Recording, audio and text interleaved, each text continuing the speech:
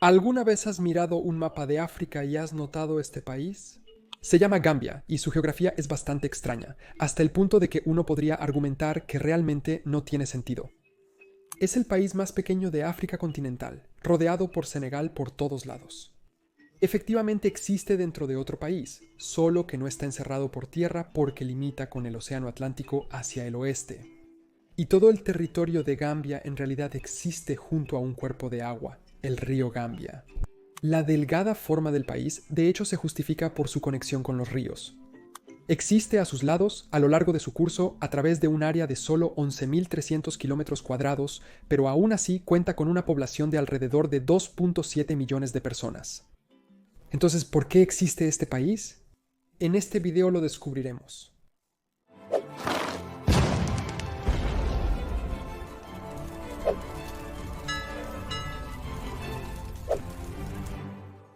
Por cierto, acabo de hacer una encuesta en Patreon sobre qué contenido extra quieren ver las personas, y un video de clasificación de banderas ganó, así que voy a publicarlo pronto. Si quieres verme clasificar y categorizar todas las banderas de los países del mundo, recuerda seguirme allí también. Pero ahora volvamos a Gambia. Primero, ¿cómo obtuvo su nombre? El nombre Gambia se deriva del término portugués cambio, que significa comercio o intercambio.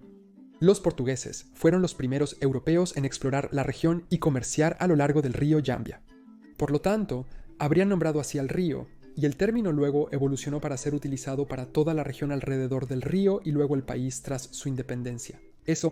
Sin embargo, existe otra teoría que afirma que proviene de una palabra nativa, que es una palabra seret. Supongo que esos eran los nativos de la época, y la palabra es gamba, que aparentemente describe un tipo específico de vegetal utilizado en algún tipo de ceremonia, cuando un local anciano de los nativos moría. Al final, el nombre de Gambia se usó tanto para el río como para el país. Y un dato curioso es que The Gambia es en realidad uno de los pocos países en el mundo en el que se usa el artículo definido al referirse al nombre del país. Decimos The Gambia y no solo Gambia. Y curiosamente, el artículo también se usa oficialmente por las instituciones del país y por los organismos internacionales. Originalmente, porque la región fue nombrada después del río Gambia. Pero en 1964, antes de la independencia del país, el primer ministro escribió al Comité Permanente sobre Nombres Geográficos para uso oficial británico, solicitando que el nombre de Gambia retuviera el artículo al ser utilizado para diferenciarlo de Zambia, que también había obtenido recientemente su independencia. Y desde un punto de vista oficial, Gambia es uno de los únicos dos países en el mundo que tiene un artículo definido como parte de su nombre oficial, siendo el otro las Bahamas.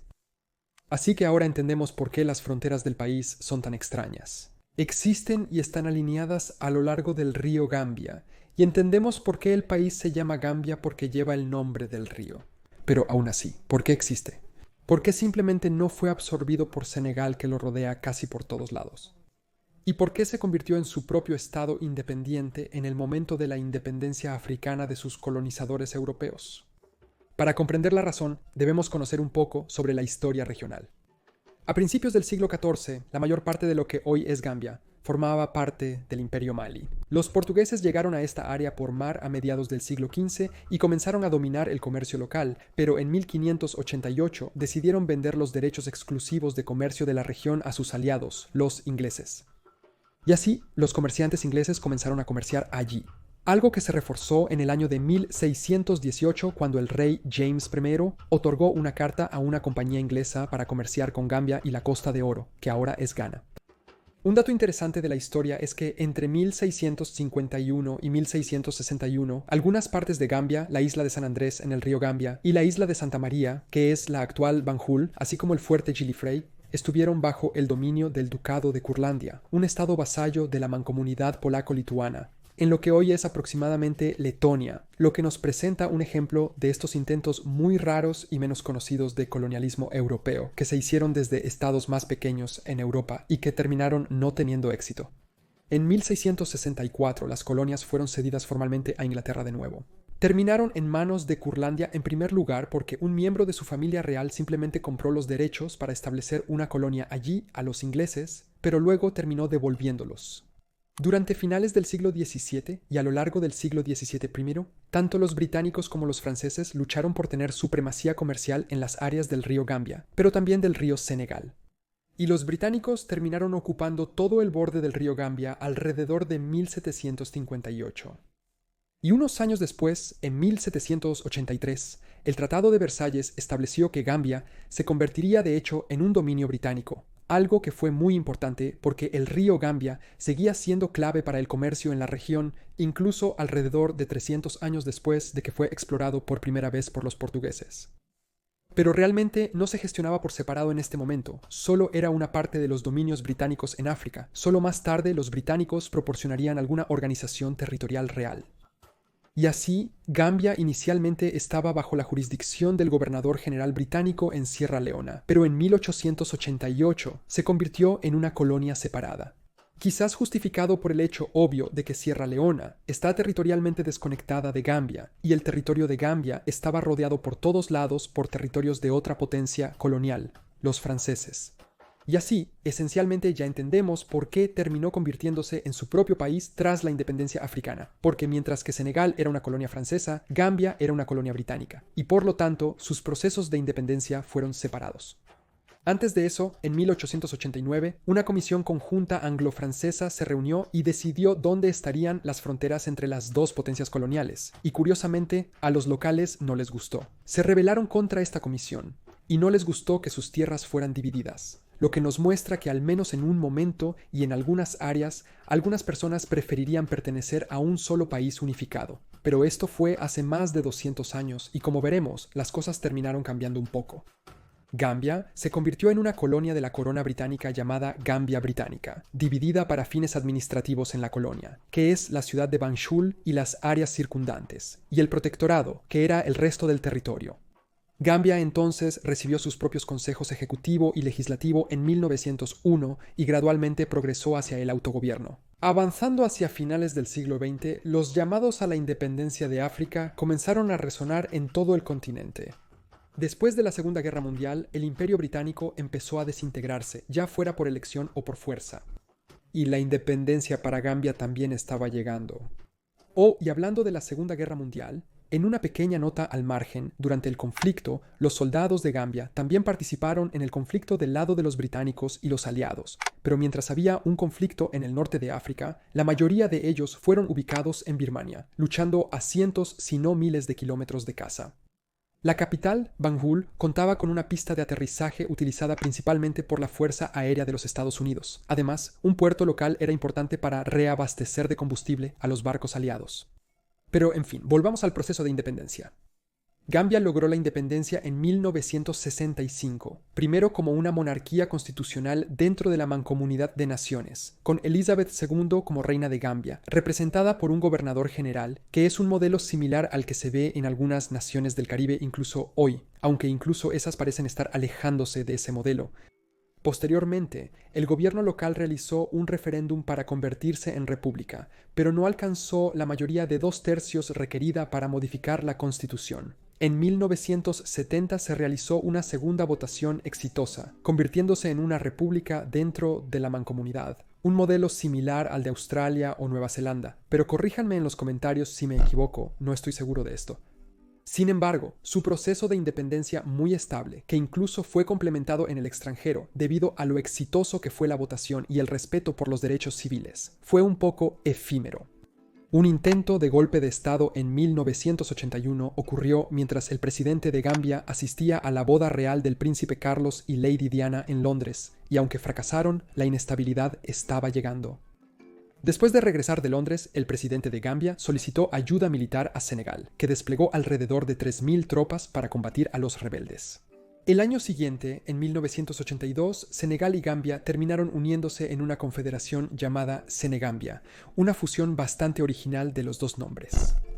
El proyecto tenía como objetivo combinar las fuerzas armadas de los dos estados y unificar sus economías y monedas, pero Gambia se retiró permanentemente de la confederación en 1989 porque quedó claro que Senegal quería avanzar hacia una unión política completa, mientras que Gambia quería mantener su independencia.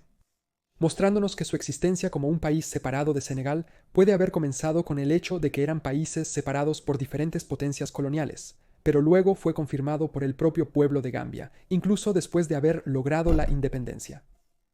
El inglés es el único idioma del país que se utiliza en todo el territorio, y es posible que ese periodo de dominio británico terminara conduciendo a la creación de una identidad nacional separada, que luego difiere de la construida dentro de Senegal. Y a lo largo de los años, a través de golpes y contragolpes, Gambia ha fluctuado entre la revolución y la inestabilidad y los intentos de democracia desde entonces. Y así continúan existiendo hoy como un país muy estrecho. El más pequeño en África continental, incrustado dentro de Senegal, pero con una apertura al Océano Atlántico y al río Gambia a lo largo de todo su territorio, dividiéndolo en norte y sur. Y se encuentra entre las latitudes 13 y 14 grados norte, y las longitudes 13 y 17 grados oeste, y en realidad es el país más estrecho del mundo, siempre y cuando puedas medir la estrechez entre norte y sur, y no solo entre este y oeste. Siguiendo ese razonamiento, Chile sería el país más angosto del mundo. ¿Estrecho es una palabra? ¿O tienes que decir el más estrecho? No lo sé, pero ¿sabes a qué me refiero? Los elementos del río y el océano nos ayudan a entender cómo la economía de Gambia está dominada principalmente por la pesca y la agricultura, pero el turismo está comenzando a desempeñar un papel muy importante también. Sin embargo, no es un país muy rico. De hecho, es uno de los más pobres del mundo, ocupando el lugar 163 de 196 y dentro de África, es el 46º de 54. Su Producto Interno Bruto a paridad de poder adquisitivo en 2019 fue de alrededor de $6.000 millones, pero están creciendo, por lo que eso podría verse como una buena señal. Aún así, en 2022, más del 17% de su población estaba por debajo del umbral de la pobreza, que se mide por tener menos de 2.15 al día para sobrevivir. Gambia es un miembro fundador de la Comunidad Económica de los Estados de África Occidental.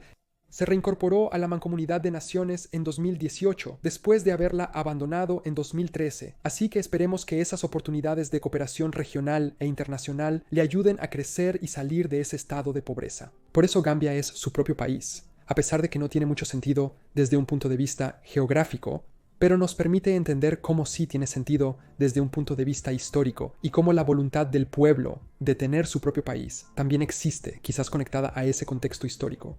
Pero ¿qué piensas tú? ¿Debería seguir siendo independiente o tendría más sentido político y económico unirse de nuevo con Senegal? Además, ¿qué otros países consideras extraños en cuanto a su geografía o existencia en general? Déjame saber en los comentarios. Muchas gracias a mis patrocinadores por hacer posible este video. La lista de patrocinadores sigue creciendo. Estoy muy agradecido por eso porque es muy bueno poder contar directamente con sus contribuciones, que son más predecibles que tener que depender de anuncios y patrocinios. Espero que podamos seguir llevando el canal en esa dirección. Si quieres contribuir, asegúrate de unirte a nosotros en Patreon.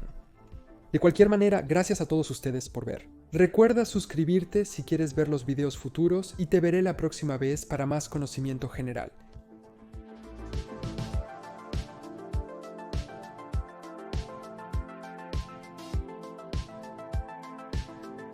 Por cierto, existe un servidor de Discord para los seguidores del canal, así que si buscas un lugar para charlar con personas interesadas en historia, geografía y temas similares, es un buen sitio para estar. Y la taza Moomin de hoy es esta que tiene a una niña sentada en un lado, de pie en el otro. Está genial, creo que es la misma niña, ¿verdad? Sí, es la misma solo que con diferentes atuendos, como yo en cada video que intento.